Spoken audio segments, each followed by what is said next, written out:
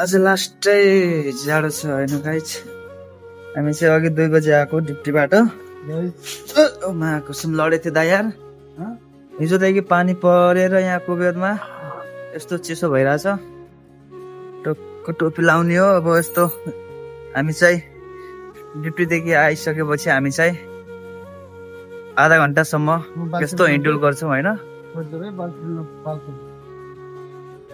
Exercise गर्छौँ भनौँ न, अब यत्तिकै वकिङ गर्छौँ भनौँ न होइन।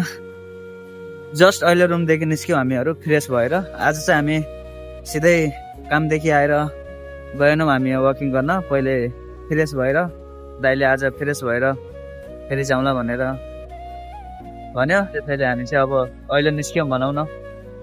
दाइ चाहिँ हाम्रो पछाडि छन्। जाडो छ लास्टै आज चाहिँ। हेर न यस्तो हुडी लगाएर टोपी लगाएर हेर्नु परेको छ होइन बाहिरतिर। हाम्रो दाइले यस्तो बाल फालेर आउनु भएको छ होइन। दाइ नि ह्यान्डसम, बाल नि कडा होइन, सुन्दर लाग्ने बाल नि दाइलाई दामी जमेको। दाइको चाहिँ यो बाल पाल्ने सपना हो है दाइ? बाल पाल्ने सपना हो है दाइ?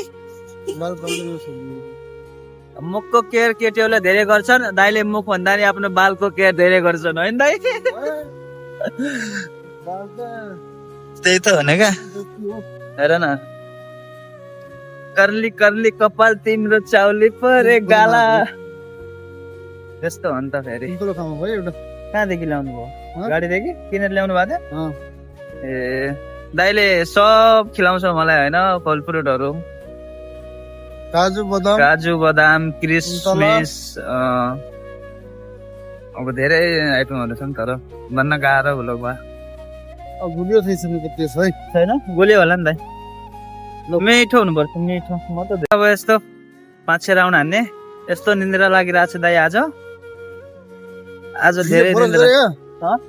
कसले ब्रस गरेको त्यो के लाग्यो? खाँदा भुलेछ छैन? भुलेछ? ब्रस गरेको त्यो लागिरहेको छ। छिल्का हटाएर खानु न, त्यही भएर होला। अब अरू ठाउँ छैन घुम्ने, टाइम पनि मिल्दैन, छुट्टी पनि छैन। त्यही भएर आफ्नो रुम भन्दा पर आएर यस्तो चौर छ त्यहाँनिर हामी यस्तो हिँडडुल गर्छौँ भनौँ न।